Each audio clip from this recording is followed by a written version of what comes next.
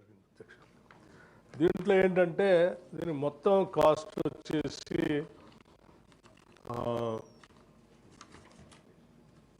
కొంత government of India నుంచి subsidy ఇస్తూ ఉన్నారు అధ్యక్ష. ఆ సబ్సిడీ మిగతా అమౌంట్ రాష్ట్ర ప్రభుత్వం భరిస్తూ ఈ కార్యక్రమాన్ని తీసుకుంటున్నాం.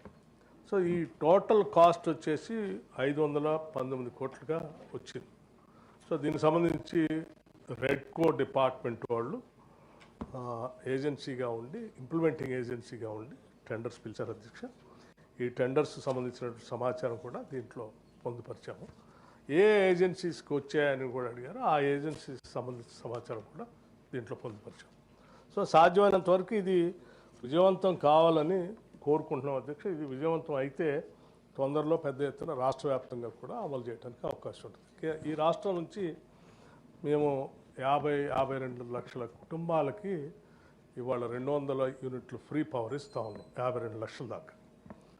సో ఈ 52 లక్షల దాకా ఫ్రీ పవర్ ఇస్తున్నటువంటి కుటుంబాలందరికీ సాధ్యమైనంత వరకు పిఎం సూర్య గారి పథకాన్ని తీసుకొని వచ్చి దీన్ని అమలు చేద్దాం అనేటువంటి ఆలోచనలో ఉన్నాం.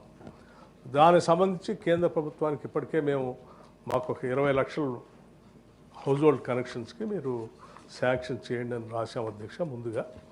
సో దాని మీద 2-3 సార్లు నేను కేంద్ర మంత్రి గారిని కలిశాను, అట్లాగే ముఖ్యమంత్రి గారు కూడా వారిని కలిశారు, రిక్వెస్ట్ చేశాము. వాళ్ళు ఎగ్జామిన్ చేస్తున్నామని చెప్పారు. అట్లా అవన్నీ వస్తే భవిష్యత్తులో ఇంకా పెద్ద ఎత్తున రాష్ట్ర వ్యాప్తంగా ఉన్నటువంటి